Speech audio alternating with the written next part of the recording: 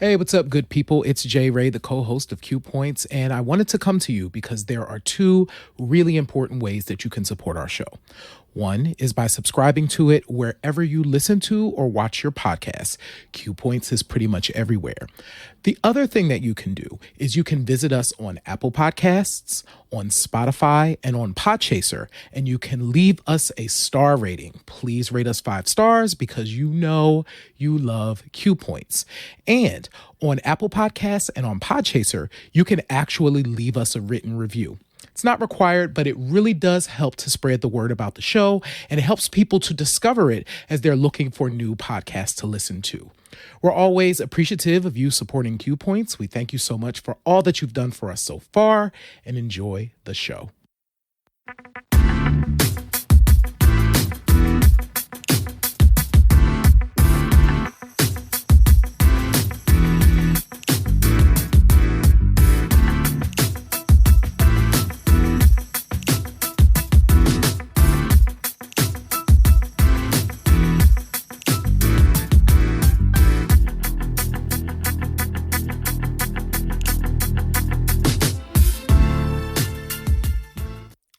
Greetings and welcome back to another episode of Q Points, dropping the needle on Black music history. I am DJ Sir Daniel. And I am Jay Ray, sometimes known by my government as Johnny Ray Cornegay III. Happy Thursday, good people. Listen, we are, Jay Ray, first of all, let me just start with this. We had a blast the other night recording with our friends over at the White People Won't Save You podcast. And I gotta say, that was my kind of carrying on. And I am so appreciative to those brothers, to our friends over at the They Reminisce Over You podcast for inviting us. I feel like we're hopping on and recording a lot of different other people's shows, and I love that. I love crossovers with our podcast brothers and sisters. So more of that, please, y'all. More of that. We love the invites. We're open to it.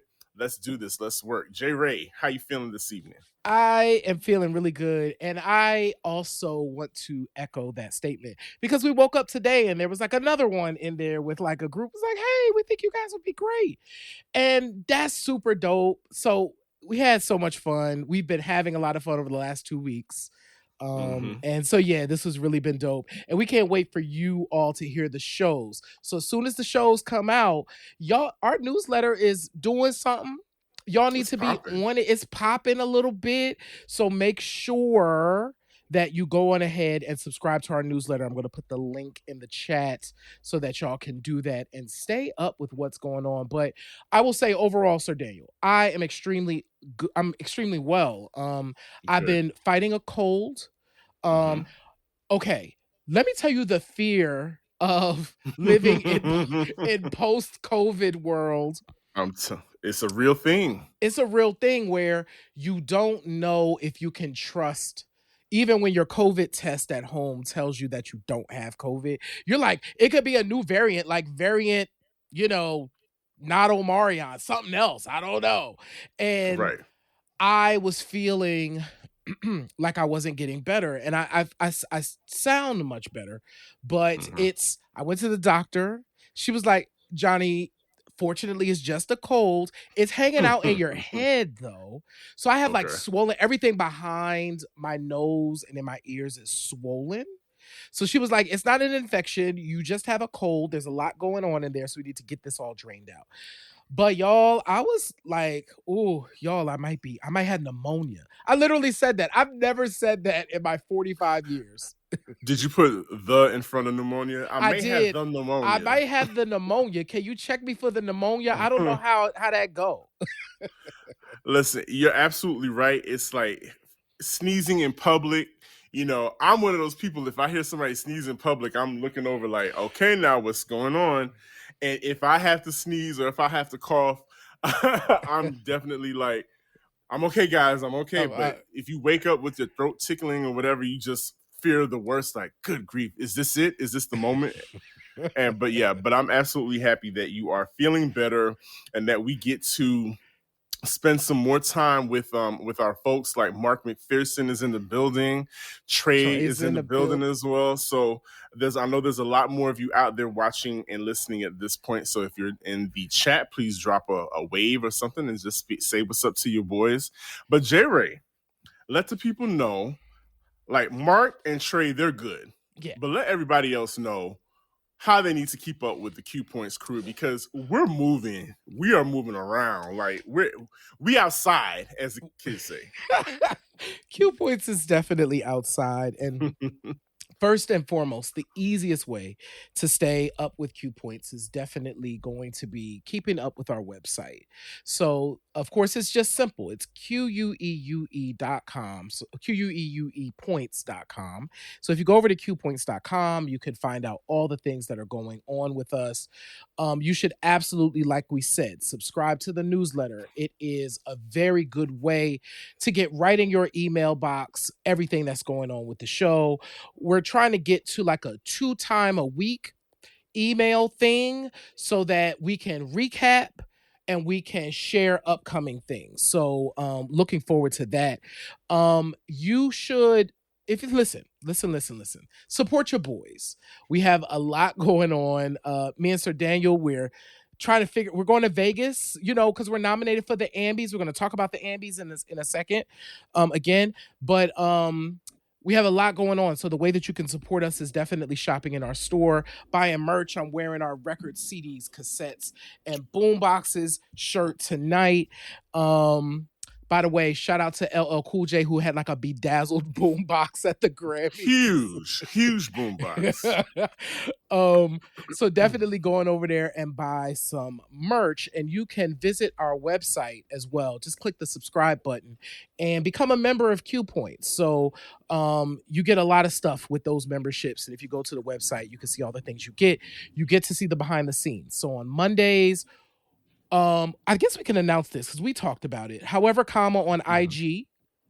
Yeah. So we're gonna continue to do however, comma on IG. That is our regular pop culture news roundup, foolishness and mayhem show.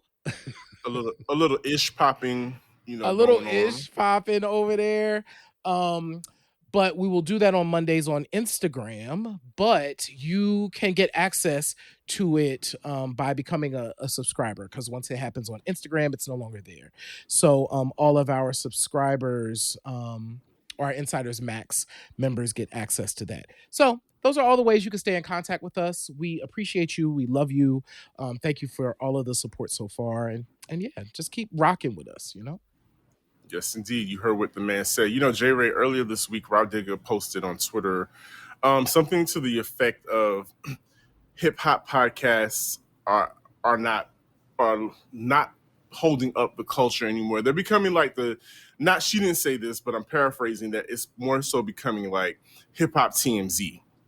It's very gossipy and whatnot. Mm-hmm. And I have to say, I'm very proud of us and the work that we're doing to remain intentional about what this show is about highlighting moments and musicians in Black music history for our listeners. And that is why I believe we are nominated for an AMB for Best Entertainment Podcast.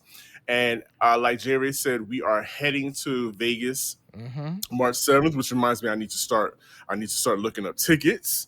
And so I can get out there so we can do the damn thing, hit up Vegas and collect our award. I'm gonna say again, and collect our award. Give me my things, as the kids say. But so yes, no, I was just gonna say that got a text from Anna Deshawn this morning. Anna Deshawn is also nominated for Queer News. So Anna Deshawn hit me up and I was like, yeah, we are planning to go. And she was like, yay. So we have, of course, us as Q Points. We have Queer News that's nominated. We have Stitch Please, which is another Black podcast that's nominated, as well as Black Love has a podcast nominated called Soul Affirmations. Shout out to Crystal Hill. Crystal is like the podcast oracle. You know what I'm saying? Crystal is is it. Yes.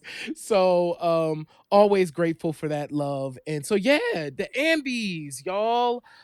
This is super exciting. And as we've said, it still amazes me who we're nominated with. And I'm just like, okay, this is dope. Let's go collect our It award. it really is dope. Nominations are affirming, very They affirming are. things. And I get it now. As somebody who used to watch award shows from home, I get it now, the good feeling that it means to be nominated. And somebody that has been nominated finally for a Rock and Roll Hall of Fame um, induction is Missy Misdemeanor Elliott.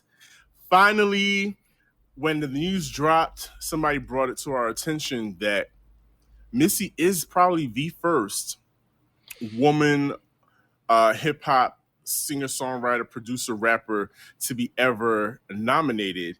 And I was like, that is true.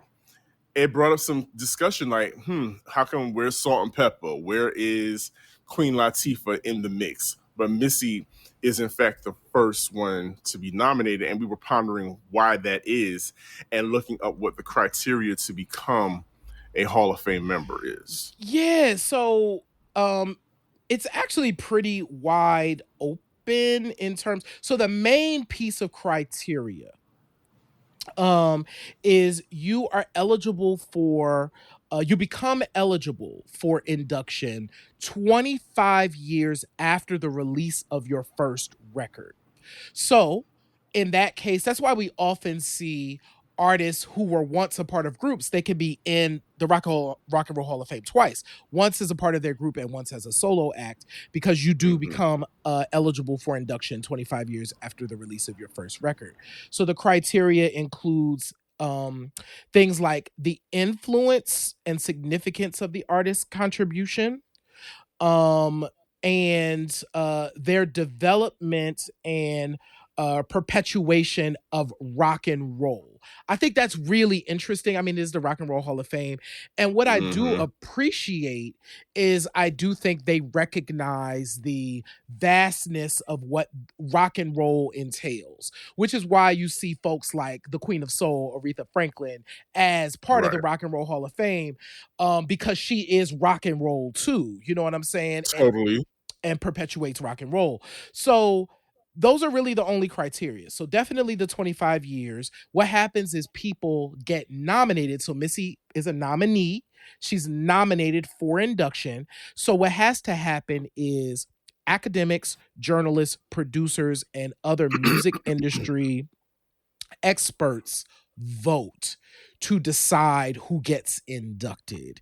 And so one of the fun things that the Rock and Roll Hall of Fame does is it does allow for fans to vote. So there is a fan vote right now. Yes. Um, I mean, it's not the real vote. Like, it's fun to participate in, and we appreciate it, Yeah. because we want to see our people float to the top.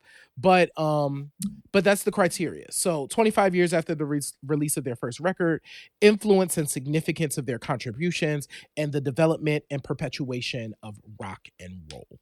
That's what it requires. Okay. Well, I'm keeping my fingers crossed. I'm sure all of you out there are doing the same because Missy Elliott is, I think Missy is the bridge. Missy is the connection between our Gen Xers and some the older millennials. And so we all share Missy in common. Mm-hmm. And so I think that she has a whole lot of us rooting for her. And but she's just contributed so much to the industry as not only a performer, a rapper, a singer, but the pen game is so sick. The pen game, her writing abilities and the span of people that she's written for is so vast Mm-hmm. that she should definitely be a shoe-in for her nomination and induction into the Rock and Roll Hall of Fame. But we also want to take a moment to pay respect to when I say a great American songwriter, Burt Bacharach is like I'm gonna quote DDM, our rap MC, podcast host of actor out of Baltimore, DDM, Dapper Dan Midas, quoted. I'm gonna quote him and say that Burt Bacharach is the infinity stone of songwriters. Mm. He said that, and I don't think anything could be truer. Like, he has literally written the songs of our lives, of that has spanned generations. He has Yeah. turned a lot of our favorite musicians into icons because they've sung his songs, and the music has been covered so Yeah. many different ways.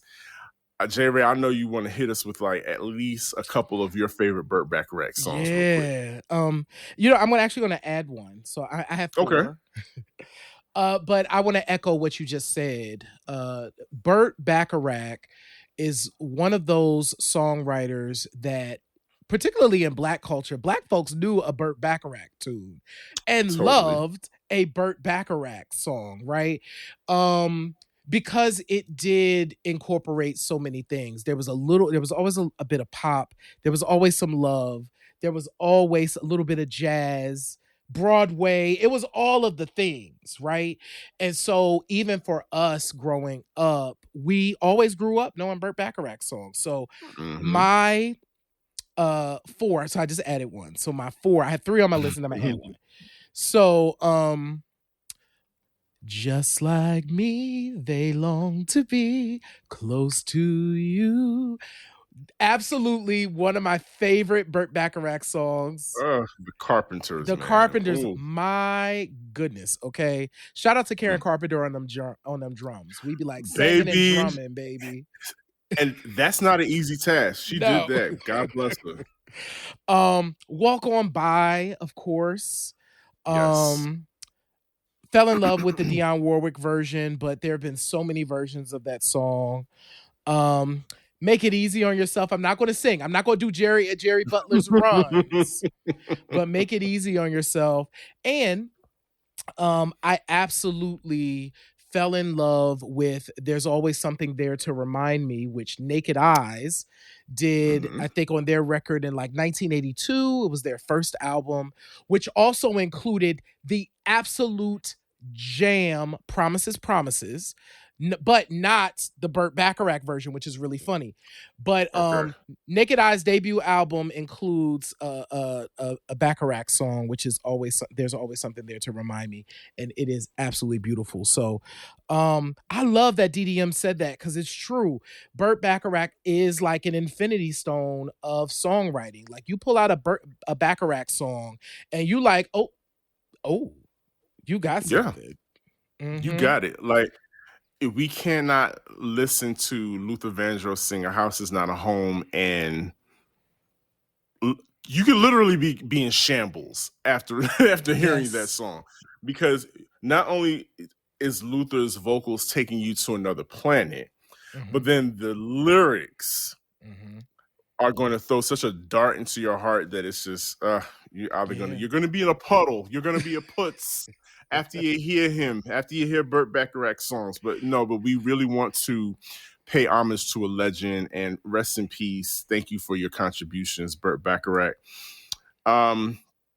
Jerry, before we get into the main topic this evening, there's a couple things that popped up. Okay, so everybody's still reeling over the Grammys of this past They are. weekend, and of course our friends on the right, the good Christian conservatives, everybody got their panties in a wad over what's that child, Sam Sam Smith's Smith and what's her name? I can't remember homegirl's Kim name that he Petras. Kim Kim Petras. Petras. Yeah.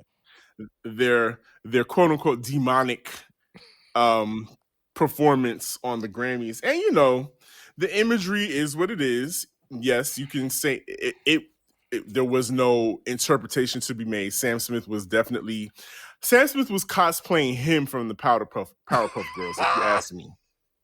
He was cosplaying. That explains it. That Yeah. explains it. Yeah. But middle America and the right wing does not like that. So that was that. But it got me to thinking, it reminded me of of Nicki Minaj's very troublesome performance of The Exorcism of Roman or whatever that song was Tell them about it, on Sir the Daniel. it got me to thinking. I was like, that may have been the first and the last time she was ever invited to be on the Grammys, because that, first of all, the song is hilarious. It's been used in plenty of vines and memes and TikToks because of that one part where she's doing whatever she's doing with her vocals.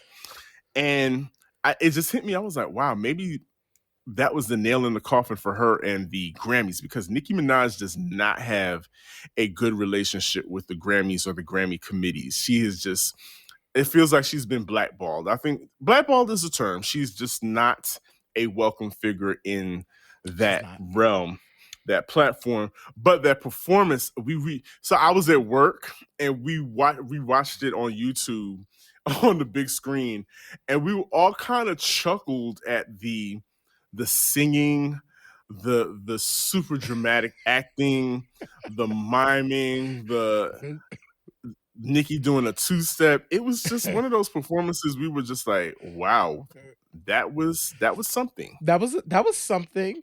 It was a choice. That's the thing now. Like, that was a choice. So this is the first time I've said this out loud. I watched the whole Grammys and was tweeting. I did not tweet about the Sam Smith and Kim Petras performance because I didn't dig it. I did not dig it because it was doing what it was doing. I just thought it was a lot going on that I was just like, sure, y'all can do that. Deliver. It felt like the song didn't warrant all of that. It felt like the song, like I would have been much more happier with backup dancers, Sam and Kim, just giving them a two-step. But y'all did a whole, I don't know what it was. It was like, it was the dancing in the red. It was a lot of red, and Kim was in a cage. I don't know what she was doing in the cage. I'm not sure. I'm just not sure. I mean, Jerry, it was just their public induction into the Illuminati and hailing to Satan. That's all it was. When are we getting our invitation to the Illuminati, Sir Daniel? I thought about that. I was like, as soon as we get out to Vegas, okay, so y'all, we said that we're going to fill out our application to the Illuminati with you. So when we get back from Vegas, our hope is that we have our Illuminati application, and then we can be part. Oh, can I got something too I want to add. Sure. By the way, oh, it fell out. Okay. Nukalela's out. This imagery, my God. Oh, that's pretty. It came in the mail today. So well done. All of the liner notes, all of the lyrics, everything we love about music. You know what I'm saying? And I just wanted to shout out Kelela for being committed to giving us quality products. She really, really works hard, and I'm always happy to see her imagery. What y'all couldn't see on camera is that behind the lyrics, there's like a naked Kelela in like suspended animation or whatever back there. So I just wanted to shout that out real quick as well. What's the name of the album? The album is called Raven. So y'all should get into Raven by Kelela. Work. So, dope music from Kelela. Talking about Nicki Minaj and her performance. So, of course, everybody's in a tizzy because Billboard dropped one of their lists of greatest MCs ever. Nicki Minaj happens to be on that list. She does. Along with some other people, and there's some omissions. And at this point, J. Ray, I just feel like these lists are pretty much clickbait because everything is subjective. Yep. We know that Billboard is coming from a charting and spins, recording of spins, and how many people have listened to your song point of view. I don't really look to Billboard for like their stamp of approval on hip hop authenticity. No. So everybody relax. It's just Billboard doing their thing. It's okay. I promise it'll be okay. Here's the thing. I think I agree with you, Sir Daniel. I think what people can get from lists like that, exactly, Trey. These lists are a gimmick. What you might be able to get from it, though, is maybe you get introduced to an MC that you didn't know. There are people on that list that don't have super high profiles. Most Def is, which is weird that they use the name Most Def. Is Mm. Yasin Bey now? Yasin Bey, Unless yeah. unless he went back to Most Def, but I don't believe that that's true. So, but there are folks on this list who you might discover. So, but yeah, I don't think it's meant to be real. Don't get all upset. Um, I don't understand how some of the choices get made. I don't know who looks at, like I said, I don't know who looks at the list and says Yasin Bey should be lower than Future. I don't know how that happens. No diss to Future. I actually think Future is dope. I don't know if he's an objectively better MC than Yasin Bey. That's all I'm saying. I don't. That's all. That's all we're saying. And we're saying that it will be okay, guys. It will be all right. Do you was like Offset or any of the Migos on that list? No, none of the Migos were on the list. Interesting. Yeah, Interesting because they've definitely been in the news for obvious reasons, which yeah. are pretty sad. But their home company, their management company, QC, Quality Control Music, made some pretty big news when it was announced that QC was selling their like a huge percentage of their assets to what is it called again? Oh, I have to look at Hybe. Is it? Hybe, yes, Yeah. Hybe Music, which is a Chinese company, and Mm-hmm. the deal apparently was brokered by one Scooter Braun, who has become quite notorious in the music industry, especially if you ask Justin Bieber and Taylor Swift. But Absolutely. so people are have feelings about this and have emotions around this because a lot of people are feeling like QC Music, Quality Control, they grew up with the Migos. They saw start from get it out the mud, as the kids say, right? Yes. Mm-hmm. And so now here is this homegrown company representing black culture because that's the Migos especially stood on that as a lot of their album titles is around Mm-hmm. culture, right? And stood on creating a new vision for black culture. Yes. And here they are to in their words expanding and creating more opportunities for others, but a lot of homegrown, speaking for fans, possibly a lot of homegrown people are feeling like, damn, we don't own anything anymore. We're not going to own anything, even though we're the face of it and we're putting in all our energy and the flavor on it. It's not really ours. So I just want to read something quick from P, of the CEO of Q, one of the CEOs of Quality Control Music. He said, I don't usually post long notes, but I recorded some thoughts tonight. There's no value in separation. There's so much more value when people are working together and not hating and taking each other down, especially when you come from nothing. Stop thinking people are selling out. Instead, see people are selling in and see that you are building something to create more for everybody. Black entrepreneurs are not getting these opportunities on a regular basis, and they should be. Let's stay inspired and celebrate the blessings and leveling up and breaking of barriers. Ready for the next chapter. Thoughts, J. Ray, on that? I agree. Dang. Stuff can be two things. I think Can be more two things like can be saying yes. I think more like this is three things. The first thing is I feel that. Mm-hmm. Um I more black owned companies need to be viewed and seen in that way and worth a company that's larger saying we want to invest that much money. Absolutely true. Yes. Mm-hmm. Also, what you said is also true, where we know that when these things leave our communities, they do not come back necessarily. It doesn't trickle down, is what I'm saying. Mm-hmm. When you go really high, it doesn't always come back unless the people stay committed to making sure that we stay connected to it, right? Right. So I don't know what this huge corporation has in mind. I do know this. I know that now QC artists will have more opportunity for international touches, particularly in the Chinese market, which is huge, probably across Asia for that matter.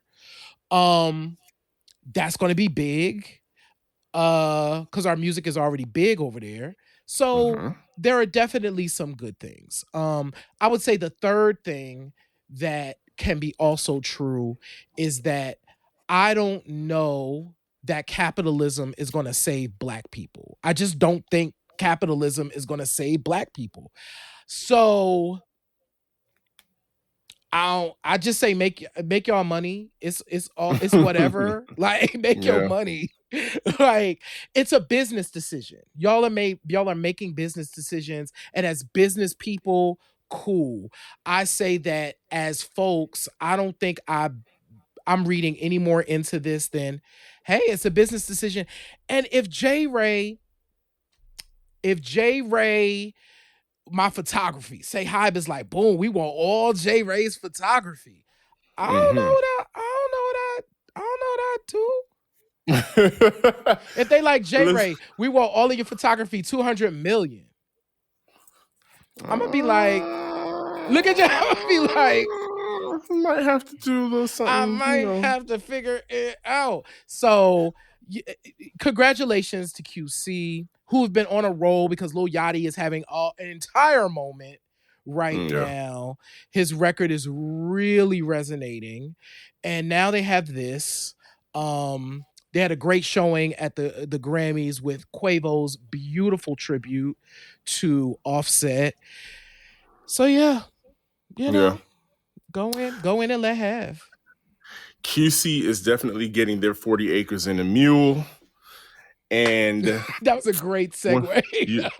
you like that? That was really good. I mean, I'm sorry, y'all.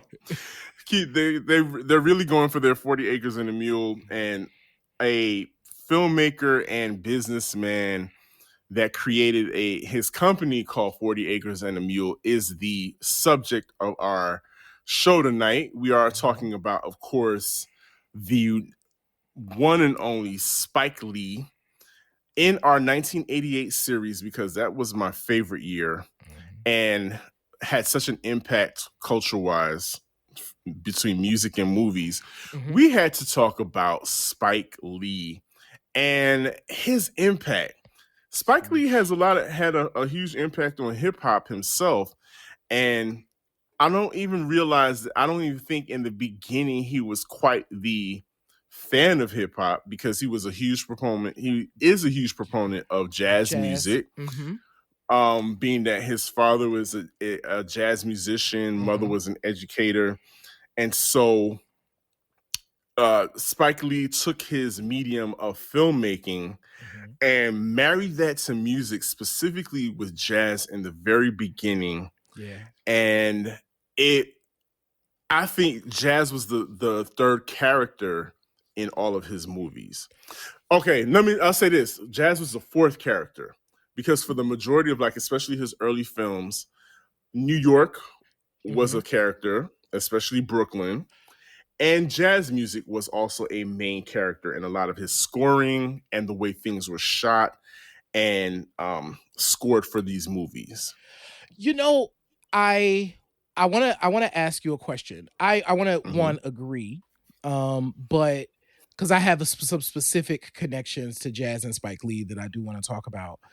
But I have a question for you, Sir Daniel, because you actually arrived in Atlanta, what, 91, right? Is when you arrived in Yes. Atlanta. Yes. I'm curious because one of the things I was reflecting on with Spike is how beautiful black people looked look at his movies, it's an entire thing, right?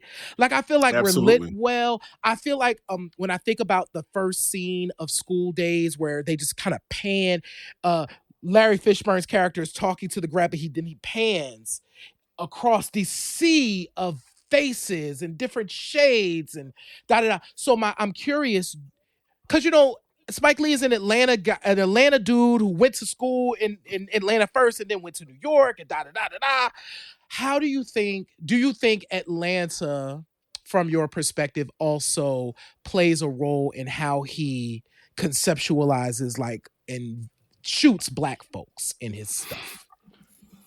Well, I would say that there is definitely an influence because he was schooled here at Mm-hmm. Morehouse. Yeah. So he spent a lot of time here at Morehouse and seeing. Whenever you go away to college, you're going to see a plethora of people from different parts of the nation, Mm-hmm. from different parts of the United States, or even outside of the United States. And that's the wonderful thing about going away to school is that you get to be exposed to different people and see different types of people, how they look, and just let that be influenced. And as a filmmaker, I absolutely have no doubt that his time here in Atlanta definitely influenced the way he captured us, the way he captured our hues, the way he captured our dimensions, Mm-hmm. those faraway shots. Like one of the faraway shots that I always think about was when She's Gotta Have It. Thank you, Carlton. I see Yes. Carlton. I see you in the Mm-hmm. building. She's Gotta Have It. I ain't have no business watching it at the age that I I got saw a it. whole me too. I got a whole story about that. And but yeah, seeing those aerial shots over the bed and Mm-hmm. seeing what was her name? Was it Lola? Or What was her name? What was that character's name? And she's if gotta you have if it. you remember Look, her name, yeah. if you remember her name, please put it in the chat. But seeing her body and her different suitors bodies from those aerial shots, it was just not that it wasn't seen before, but it didn't look that beautiful until Spike Lee put his thing on it. Yeah. Nola, Nola darling. That's it. darling. Yes. Thank you so much, Thank you. Mark.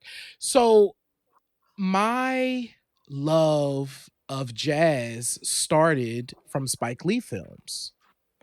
So I first when so she's got to have it. So this is 86. I'm like 9. We had a sleepover cuz we used to have group Mm-hmm. sleepovers Yeah, in my neighborhood. All cuz all the boys were friends, right? same. Um and so the parents would go to sleep and then we could like play video games and we could like watch movies, right? Mm-hmm. Mm-hmm. And She's Gotta Have It. The VHS was there. We like, oh my God, what is this? Like, it's black Mm-hmm. people on the cover. And then we watched it. Of course, it was in black and I didn't get it. None of us got it. But it was Right. like, oh, wait. Like, because there was like the nudity. We didn't finish She's Gotta Have It, but I remember seeing this blackness and these bodies appear on screen. And it was just different for me. But when I truly kind of connected with jazz, it was Mo Better Blues. Mm-hmm. I saw Mo Better Blues and fell in love with jazz music and wanted to know everything. And that literally came because, to your point, jazz was just another character that showed up so often in Spike Lee films. He infused, I don't know if Spike played anything. I don't know if he plays an instrument, but Hmm. the music just showed up. Cause I remember when I first saw School Days, also when I was really young, knew it was great, didn't know why it was great until I got like older and into college, right? But seeing the musical numbers kind of break out and like all of the dancing and seeing all these fabulous black people, Spike just had this thing where the music was like it was not a it was a character. It was a character in Absolutely. all these movies. And back to your point about Mo Better Blues, I think that may have been the first time that Spike, used rap music explicitly or reached out to a rap group in Gangstar Mm-hmm. to record for that soundtrack. Yep. And if you look at it, it kind of happened all at the same time, where everybody was kind of spinning off into this, digging in their jazz crates Mm-hmm. and lending and borrowing from jazz loops and jazz musicians to create a whole new sound in hip hop that was championed by Gangstar, Mm-hmm. Tribe Called Quest, Main Source. All of those cats came into play, and I think Mo Better Blues kind of allowed Premier and Guru to expand their palettes and to start Mm-hmm. incorporating more live jazz musicians to be on their records. Mm-hmm. And so then, of course, from that point, we got the Yep. Jazzmatazz series from Guru, Mm-hmm. and which of course took him to another height, Yep. which took hip hop to another level, because now we're being exposed to different audiences. You got rappers showing up at like Montreux jazz Mm-hmm. festivals across the all any other jazz festival that you can think of. You would not think to have seen rappers or hip hop participants in those spaces. But when Spike finally, merged with hip hop, and it created the jazz hip hop, the jazzalistic hip hop fusion Mm-hmm. that was going on, Right. then we are integrating those other spaces. And then you have your diggable planet. So it's kind of Yes. it's like a whole spawn, a domino effect from Spike and hip hop marrying to getting married. Yeah, and when you think about it from a visual perspective, it just makes sense, right? So you have Spike doing these movies that exist in present day black culture. So you have hip hop existing in those spaces, and then you layer into it like these jazz underbeds and things like that. So it helped us see what Mm-hmm. was possible, right? Like this music that we may not have been as familiar with was also part of the tapestry of what blackness looked like. So you can exist as a hip hop star in a jazz space, and you can exist in a jazz space as in hip hop as well. And we're seeing that even today with the amazing Robert Glasper winning, R&B album of the year. But Who? who yo, Who Sab, the Robert? he just put a shirt out. He put the "Who the F is Robert Glasper's" shirt out. It's out I've got today. a cop one. Got a I'm cop getting one. listen, shout out to him.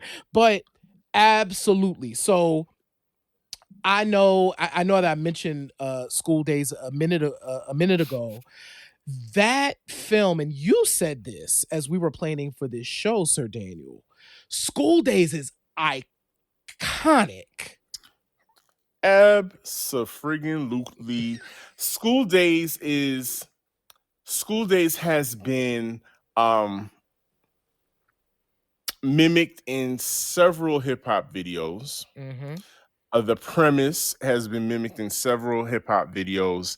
It's been the inspiration for a lot of young people going to HBCUs, Yep. because after School Days, I think School Days and A Different Different. World were They happened kind at the of same. They were concurrent, parallel. yeah, Mm-hmm. parallel. And so these two cultural phenomenons influence a whole generation of young people to explore the HBCU life, where you may not have had that before in the past. Mm-hmm. But we got exposed to HBCU life. We got exposed to band life. Yep. Um, and most importantly, because of School Days, we got exposed to go-go. So we Yep. so we were getting bits and pieces of go-go from early hip hop joints like Salt and Pepper. Salt and Pepper, Herbie Lovebug, period, Yeah. was married to go-go. If you listen to like a lot Mm-hmm. of Herbie's early production, it's a marriage to go-go, because they did a lot of touring in that area. You go to New Jersey, Pennsylvania, DC, Maryland, and of course in DC and Maryland the go-go is pumping.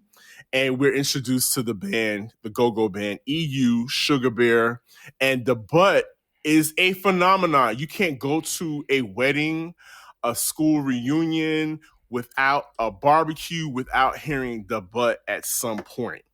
So that, of course, again, go-go, the butt having the platform of School Days is also a connection to hip-hop. Yep. Because shortly after the butt drops, EU starts going on tour with Salt and Pepper, and then of course you have Shake Your Thing, which becomes a huge hit. And yes, HBCU football games, which is in the conversation is still happening about HBCU football games and coaches today because, of course, Deion Sanders and whatnot. So, yeah, this whole Spike, I don't know if it was done on purpose, but he just didn't know like the kind of cultural impact that a lot of his movies have had outside of the film world. And each movie has some kind of launching pad into hip hop, into rap, into a larger cultural conversation. Yeah. Upon reflection. Oh wait, did I talk? What? Did I talk about I Don't Want to Be Alone Tonight? You did not talk about that. Let's talk about, because I know that you love that. I'm a Madam Riri's. Okay, and I put that actually in the email. Yeah, the good hair, bad hair. I put that sequence. Okay, let's talk about this because School Days, like I said, when I first saw it, I don't know that because movies to me were like movies were a thing and then musicals were a thing. And I was like, oh, wait, this is like a movie and like a musical at the same time. Because I didn't know that sequence was coming. And that was like the first music sequence that showed up in the film. And what was so dope is, one, you have all of these mega talented actors. And this was at the time, Sir Daniel, we can't forget this. This was at the time where these people had to do a little bit of everything. They had to sing a little bit, they had to dance a little bit, they had to act. You know what I'm saying? So you had to be competent in many areas to show up for these films. So that whole sequence, top to bottom, for me, the good hair, bad hair sequence gets me every time. It's so good. The lead up to it when they walk in, and, you see the juxtaposition, and Joe Wally is giving, it's perfect. Right. There's so many lines that we recite to each other. The gamma rays snap, the meow, all of that, that kind of stuff. It still has such an impact on us. And of course, the careers of like several iconic actors launched off of not just School Days, but several Spike Lee movies. Tisha Campbell, Lawrence Fishburne, Giancarlo Esposito, the Giancarlo Esposito. The list goes on and on. Denzel Washington. Denzel Washington. And, School Days by itself, probably one of the most beautifully shot movies again. And again, his eye for music videos, and we're going to talk about music videos specifically. But each one of those scenes was shot like a music video. It was. It had a life of its own, especially I Don't Want to Be Alone Tonight with the gamma rays. That is like every homecoming court, every talent show, somebody is doing a dance to I Don't Want to Be Alone Tonight. And Tisha Campbell is doing her good singing. I'm sure that helped her get a lot of her record deals in the future. But it's just, I can't go on. I can't go on enough about School Days and the impact that it had on us. And it was just dope as far as Spike Lee's canon of storytelling. Yes. We have that, and then we get into a less glossier, a more grittier movie like Do the Right Thing, which again comes in at a very important time in America's torrid history with race relations, because New York was a hotbed, Brooklyn was a hotbed, Bensonhurst. There was just I know firsthand there was just certain neighborhoods as a young black man, you are not walking into alone because you can be accosted and attacked at any moment by people who don't like black people at that time. And it got really violent and very serious and escalated to higher heights during that summer of 89.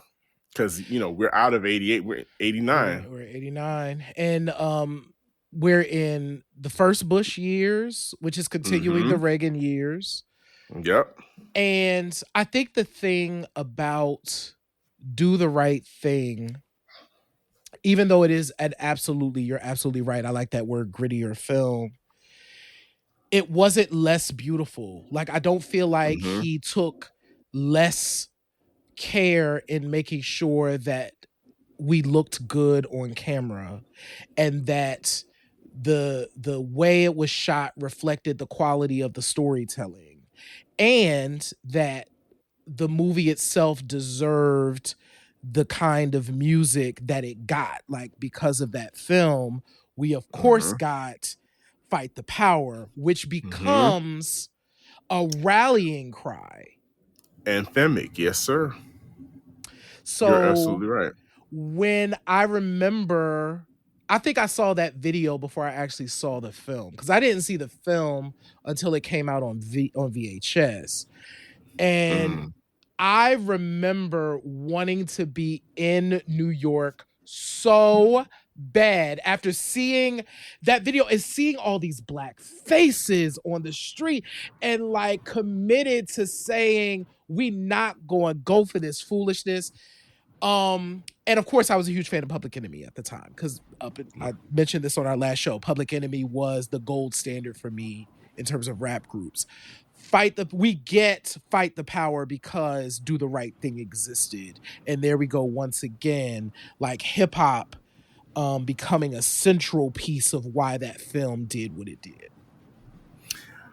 Shout out to Shawana Scott, one of my closest friends when I went to Hanson Place School in Brooklyn.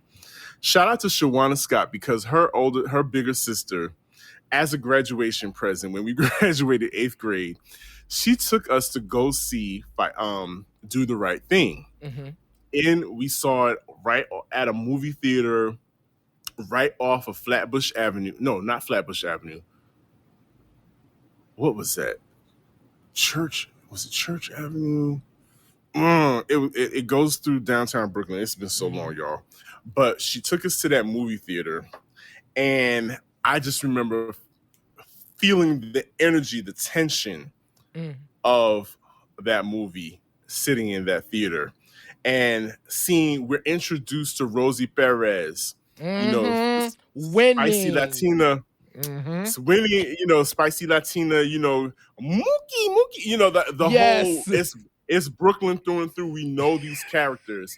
And to your earlier point about how Spike would shoot us in these movies, it was intentionally done. That was a very hot looking movie. And I say hot temperature wise. Like temperature wise, it looked hot. It looked hot. Everybody was sweating. Yep. It just looked super hot.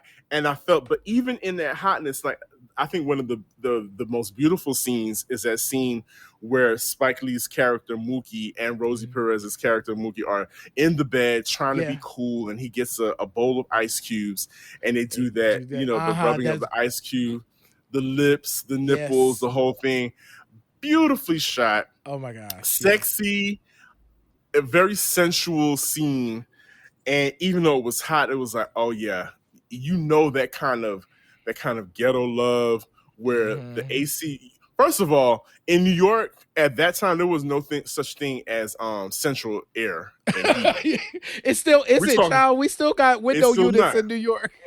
It's still box fans and hopefully a breeze. That's what it's giving in the summertime. So that hit home for me so much. But yes, Rosie Perez, of course, launches her career. Absolutely. And becomes a choreographer, goes on to choreograph the Fly Girls on In Living Color, which in itself is a cultural phenomenon, again lending itself to hip hop, creating another lane for dancers from the hip vein of hip hop to have another lane to be in movies, to be in TV shows, of course, videos. So Spike's impact of putting the right people in the right place, actors, people who change the culture and make it to what it becomes. And so after Do the Right Thing, we have, what do we have? We have Oh, um I think we had Mo Better Blues most. was right after that, I think. Mm-hmm. Oh, in fact, let me pull up the list because there were so many joints. So She's Gotta Have It Mm-hmm. was the first one that we become known for. So hold on one second. I'm in my Spike Lee bag. So yeah, Do the Right Thing. Then we had Mo Better Blues. Then Carlton mentioned, of course, we have Jungle Fever. Free Jungle Fever, which, wow, again, talk about cultural impact and Yep. how the crack epidemic, because Mm-hmm. at the heart, yes, this was a movie about interracial relationships, but the backdrop was this crack epidemic happening and how it was impacting families. Again, something that the hip hop community knew all too well and spoke to us because we had been talking about that forever, Yep. from the Crack is Whack days to the Just Say No days. And now here Spike Lee is introducing a young Halle Berry, who is Mm-hmm. not very pretty in this movie, Yep. and Samuel L. Jackson, who I love Spike Lee's relationship with Samuel It's L. always it Jackson. is. He is Always. and of course we get Wesley Snipes in that film as well. Ozzy and Ruby D. You know, we get can we Yes. talk about the connection also? Spike was very good about the connection to Black film history because in his films you also get someone from the past that shows up in these Yes. films as well. So yeah, and of course Jungle Fever produces Stevie Wonder is the soundtrack over there, so you get the Stevie Wonder track, and I think he did the whole soundtrack actually. He certainly did. Stevie Wonder did the whole soundtrack, and Spike had great relationships with Stevie. And then we also see that he has developed this relationship with Prince, Prince. and we see Prince adding to the Crooklyn soundtrack, Uh-huh. because we have Money Don't, what is it? Money Don't Matter Tonight. Money Don't Yeah. Matter Tonight.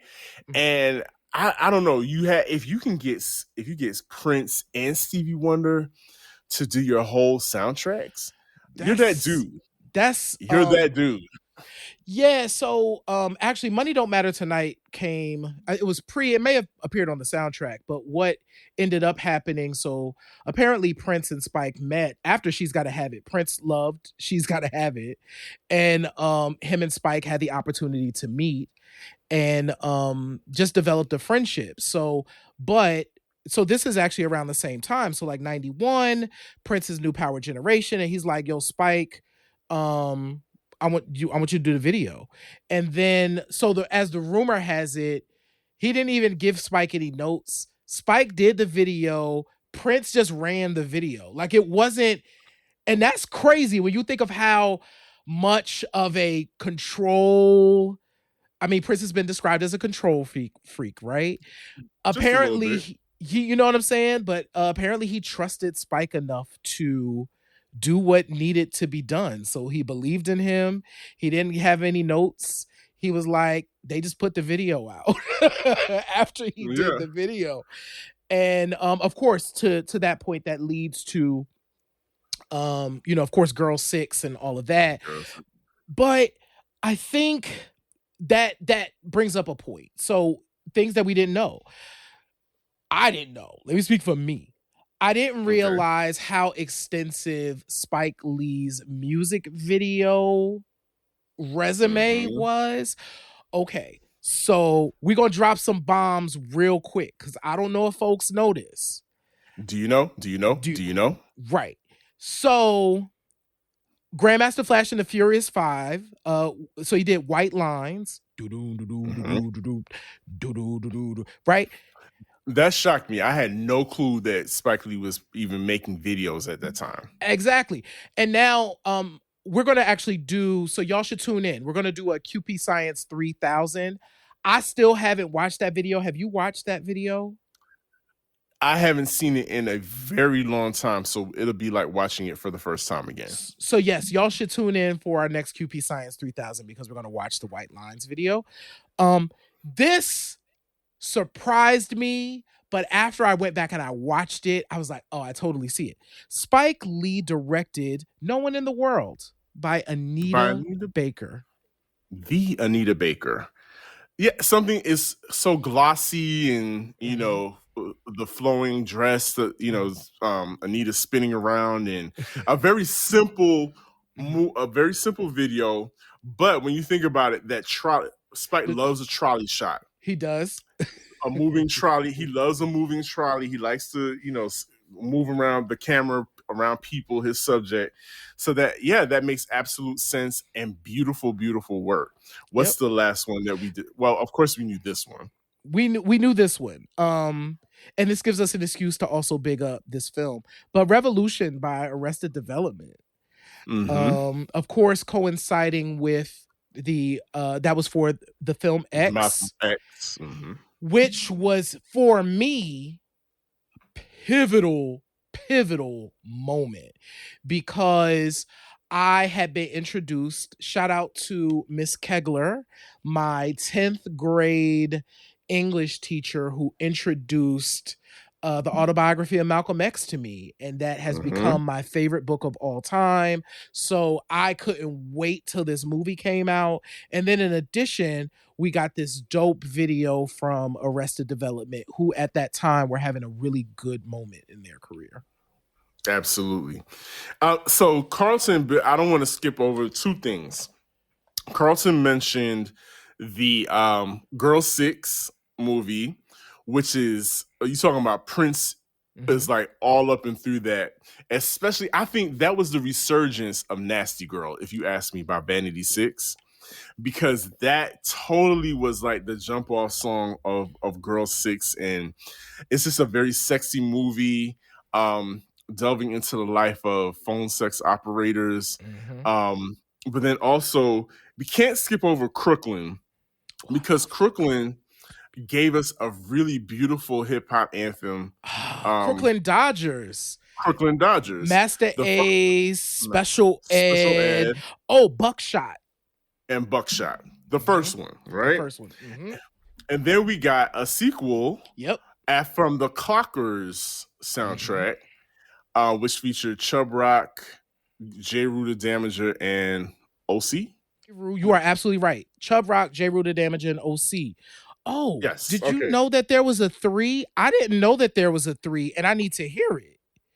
There was a Crooklyn Dodgers 3, which featured Jean Grey, Mos Def, and Memphis Bleek. Ninth Wonder produced that one. Oh, we got to listen to that. I have not heard that. I have no idea. See what happens when you tune into Q Points. Even us, even the hosts of the show, we get schooled on something and we find out something new. And now we're getting treated to new music, new to us, in this third iteration of Crooklyn Dodgers. But yes, again, Spike Lee's creation of this platform for hip hop continues. And I don't even know that Spike Lee realizes how much his character, Mars Blackman, had an effect on the new B-boy. Yeah. The new B-boy, and what they looked like. Mars Blackman as a character, if you guys remember, Mars Blackman was Spike Lee's character in She's Gotta Have It. And small in stature, but he looked like every dude in New York at the time, with the bike messenger cap flipped up the top, the Nike gear, the gold, the nameplate chain, the Gazelle glasses, and Jordans. Impact. We're talking about culturally, Michael Jordan sneakers' impact on hip hop culture, the way we dressed, was so huge that I believe even Spike, I don't know if he officially became a spokesperson for Nike at the time, but I know down the line, the image of Mars Blackman got used in corporation with Michael Jordan and the whole Jordan identity of the sneakers and hip hop, and just that do you know character, that Mhm. Mars Blackman showing up as the hood dude that Nola was dating, the messenger, the one that listened to the hip hop, could barely carry that huge boombox that he would carry around.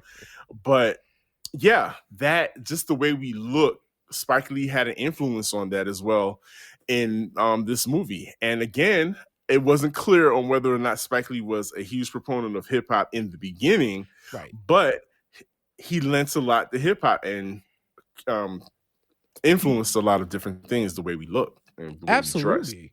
Absolutely. I mean, when you think of Yo MTV Raps in that era, Mm-hmm. the Jordan commercials was like on all the time. So we were all very familiar with that particular character. And I don't think we give Spike enough credit for like the acting stuff, because we have to also remember, like, he was also not just directing these films, he had main characters. He is a main character in School Days. Like, Yeah. he's a main character. Yes. So there's a lot to be lent, and so I do think, to your point, he gave a lot to hip hop. And I also think uh hip hop business people, hip hop creatives learned a lot from him, to say, Mm-hmm. oh, so I could direct my videos. Oh, I could act and actually be pretty good, right? So I do think rappers got things from Spike as well. And I know that we talked about stars earlier, but Spike launched just the number of people that he launched. He was doing Tyler Perry stuff before Tyler Perry was doing Tyler Perry stuff. For sure. You know what I mean? And you mentioned Tisha Campbell, like, we still remember her from that. She's done so many things, but we still remember her from School Days. I first became aware of Denzel Washington in Mo Better Blues. He'd done other Mm-hmm. things, but they weren't things that resonated with me. So I became aware of him for that. I don't know that Spike even gets credit for that. Like, putting Denzel, Lawrence Fishburne, and he was Larry Laura. back then. He sure was. And of course, don't forget Angela Bassett. Yep. In the Malcolm X movie. Again, the relationship with Spike Lee and Samuel L. Jackson Mhm. is, I don't think you can compare that to anybody else, any other Yeah. filmmaker Yeah. that has somebody that they really love and work well with be like a through line through each of their movies. Mm. You have Samuel coming through, like we mentioned earlier, Wesley Snipes, Halle Berry, Mhm. Lynette McGee. There's just so many people. Go ahead. We can't forget Jo Wah-Lee, his sister. His sister, Jo yes. Wah-Lee is an icon herself, who was walking around with the curly natural Yep. in the 80s. Nobody was doing what she was doing like that back then. And walking fully in her truth. Jo Wah-Lee was a whole thing. If you don't know her name, you absolutely know her face and You've her seen her. image. I mean, they look just alike, if you They ask do. me. They Spike and do. Joao look just alike. And to your knowledge, J. Ray, are there any other film directors that had a clothing store and put out their own merchandise aside from Spike Lee? Yeah, because 40 Acres and a Mule was a whole brand. I can't. Was the whole brand, the t-shirts, the hats, a staple in Brooklyn, someplace, like one of those places that you just gotta go see when you go to Brooklyn back in the day. I think that is it a was really it. unique thing. Like, this brother really did not only add a lot to hip hop culture, but really did I think put some respect on hip hop's name in the greater culture, and helped hip hop become the juggernaut that it is today. Shout out to Absolutely. Spike. Shout out to Spike Lee. Wrapping up, this was really dope. A dope look back at Spike Lee and just looking at the breadcrumbs and the things that he did and created back in the day for, well, up until today. He's Mm-hmm. still viable. He's still relevant to the Yep. culture, if you ask me.